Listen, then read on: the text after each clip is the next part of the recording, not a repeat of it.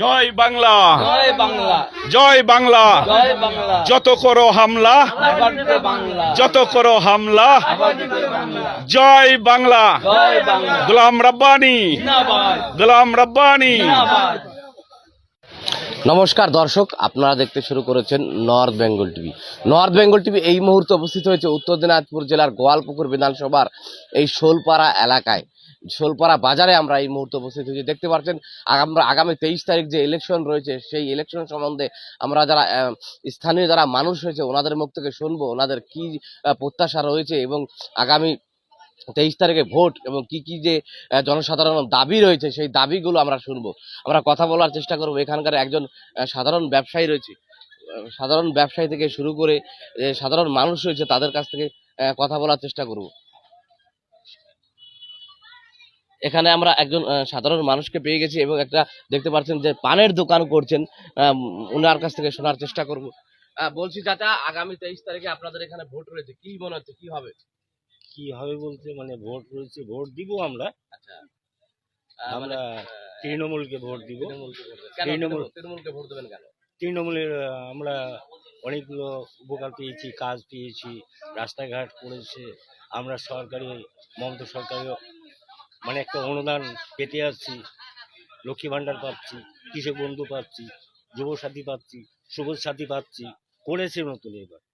তাহলে এতগুলো উপকৃত হয়ে আমরা কিন্তু আমাদের ইচ্ছা, এই জন্যই আমরা ভোট দেবো তৃণমূলকে। বিজেপি যে এখন প্রধান বিরোধী দল, কি মনে হচ্ছে বিজেপি আসতে পারবে কি এই ক্ষমতায় পশ্চিমবঙ্গে? কেন বিজেপিকে ভোট দিবেন না?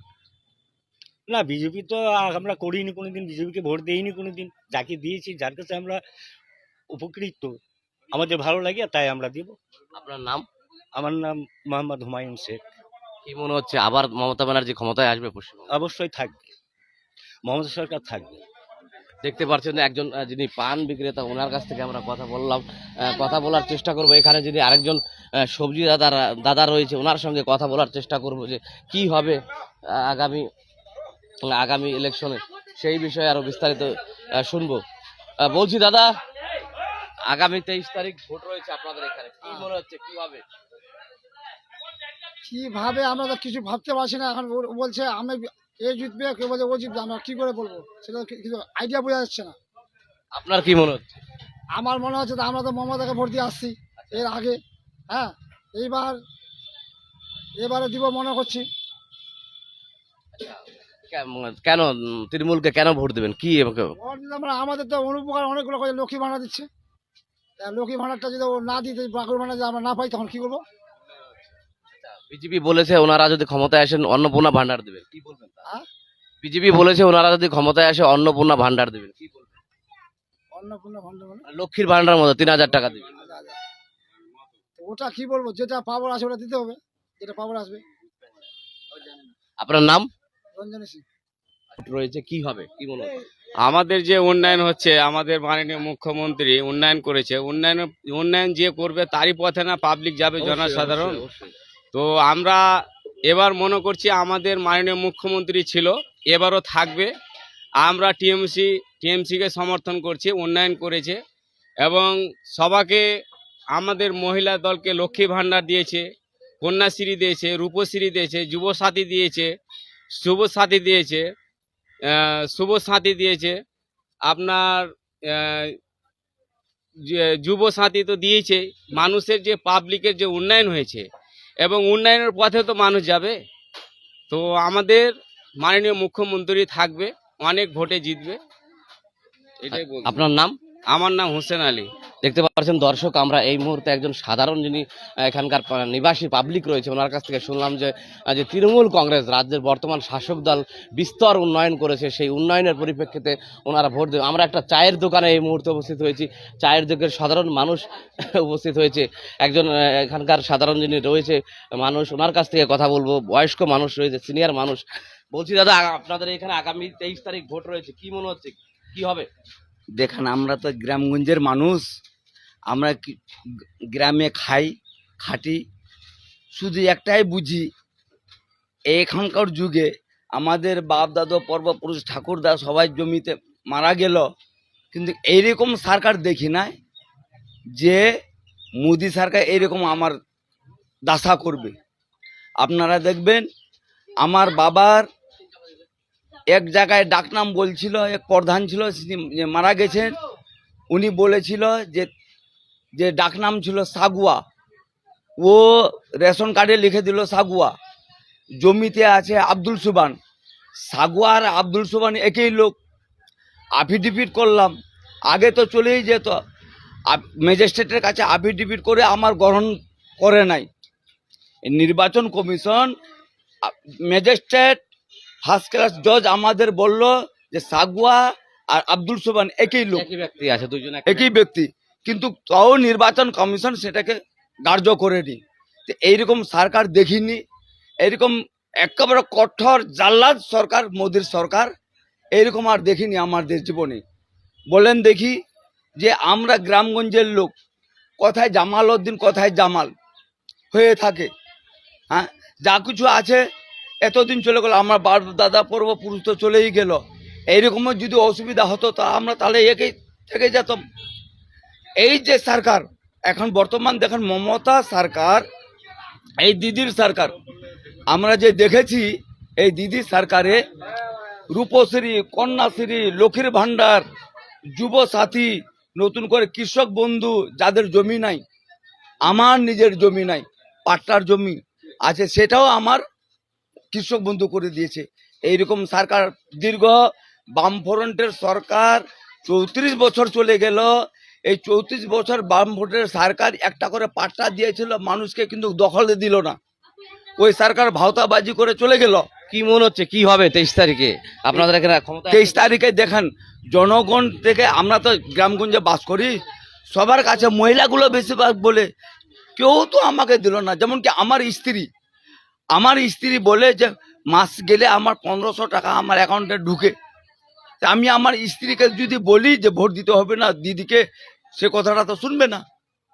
বলেন দি, এই বলে বলছি যে দিদির জন্য সবাই দেখছি, আমি গ্রামগঞ্জে গেলে দেখি মহিলাগুলোর কাছে শুনতে পাই, দিদি এরকম কেউ আমাকে টাকা দেয় না, কেউ আমাকে টাকা পয়সা দেয় না, দিদি তো আমাদের দিচ্ছে। আমি গ্রামগঞ্জের কথাটা বলছি আর কি। আপনার নাম? আমার নাম হচ্ছে মোহাম্মদ জামাদার, আমি হচ্ছি গ্রামগঞ্জের লোক। দেখতে পাচ্ছেন গ্রামগঞ্জের যারা সাধারণ পাবলিক রয়েছে, আমরা আমরা একটি চায়ের দোকানে উপস্থিত হয়েছি, আরেকজন মানুষ রয়েছে, ওনার সঙ্গে আমরা কথা বলবো। বলছি দাদা, আজকে আপনাদের এই শোলপাড়া বাজারে সাধারণ পাবলিক ওপিনিয়ন দিল যে তৃণমূল কংগ্রেসের দিকেই সাধারণ জনমত ঝুঁকে পড়েছে, কি বলবেন? দেখেন, আমাদের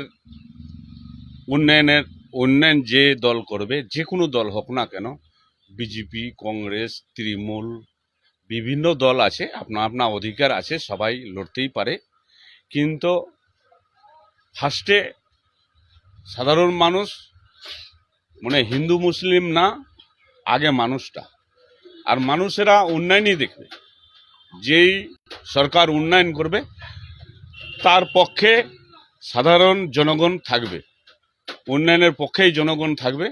যেরকম আমাদের দেখবেন যে বিজেপি যে সরকার আছে, আমাদের বিজেপি সরকারের শুধু হিন্দু মুসলমান এইগুলা করেই ওরা ভোটটা কালেকশন করে, কিন্তু ওরা কোনোদিন উন্নয়ন করে দেখাতে পারবে না যে কোনো জায়গায় উন্নয়ন করেছে।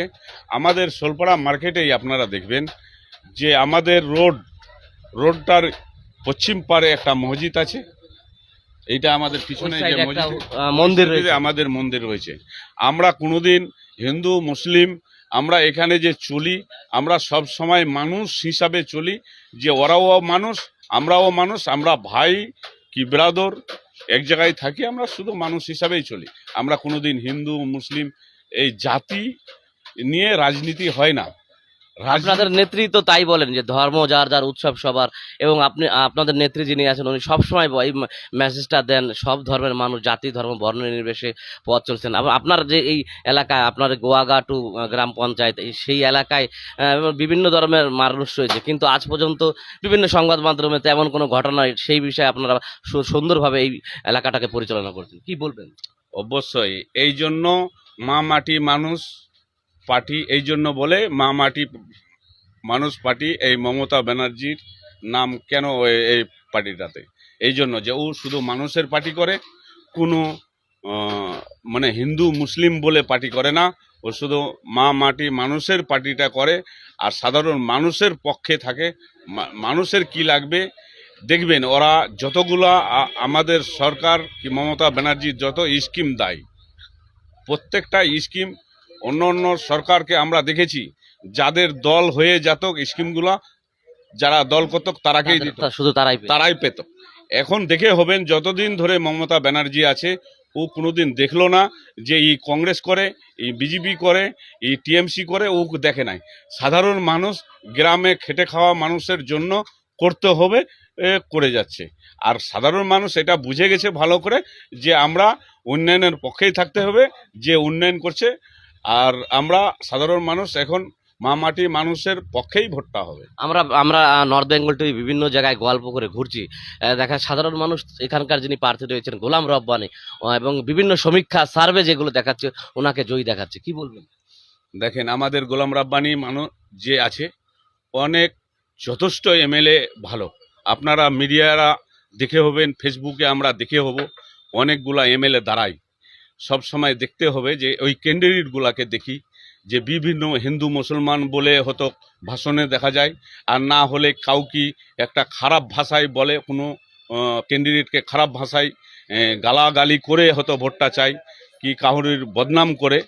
আমাদের গোলাম রাব্বানি সাহেবকে দেখবেন, ও মাস্টার আছিল আগে, এখনও ওর ওর ব্যবহারটা এখনও সেম ওইভাবেই আছে। কেন যে ওর একটা হলো যে যেখানেই ওদেরকে দেখবেন মঞ্চে ভাষণ দিতে, আজ অবধি ওর মুখ দিয়ে কোনো খারাপ ভাষা বের হয় নাই। মানুষও জানে যে সুন্দর একটা লোক, ও উন্নয়নের পক্ষে আছে। আমাদের যে গোলাম রাব্বানি সাহেব যে এই গোয়ালপুকুর অনের যে এমএলএ আছে, ও শুধু উন্নয়ন নিয়ে কথা বলে, কে কি করলো, কে কি দেখলো, কাউকে ওটা গুজব ছড়ানো গল্প ও করে না। অন্য অন্য ক্যান্ডিডেটগুলা দেখবেন সবগুলা গুজব ছড়ায় বেড়ায়, আর গুজব ছড়ালে সাধারণ মানুষ বেশি জেনে গেছে এখন যে উন্নয়নের পক্ষেই ভোটটা দিতে হবে, যে উন্নয়ন করবে এলাকার। বলছি আগামী যে 23 তারিখ ভোট রয়েছে, কি আশাবাদী আপনারা গোয়ালপুকুর বিধানসভায়? একদম আমরা যে আমাদের এই যে 23 তারিখে যে ভোটটা আছে, 23 তারিখটা উন্নয়নের পক্ষেই ভোটটা হবে। আর 4 তারিখে সাধারণ মানুষ তো 4 তারিখে মানে 23 তারিখে তো সাধারণ মানুষ ভোটটা দিবেই। আর 4 তারিখে যারা বিরোধী দল আছে, অন্য অন্য এমএলএ দাঁড়াইছে যারা নির্দল, ওরা ভালো করে দেখে নিবে যে রাব্বানি কি জিনিস আছে।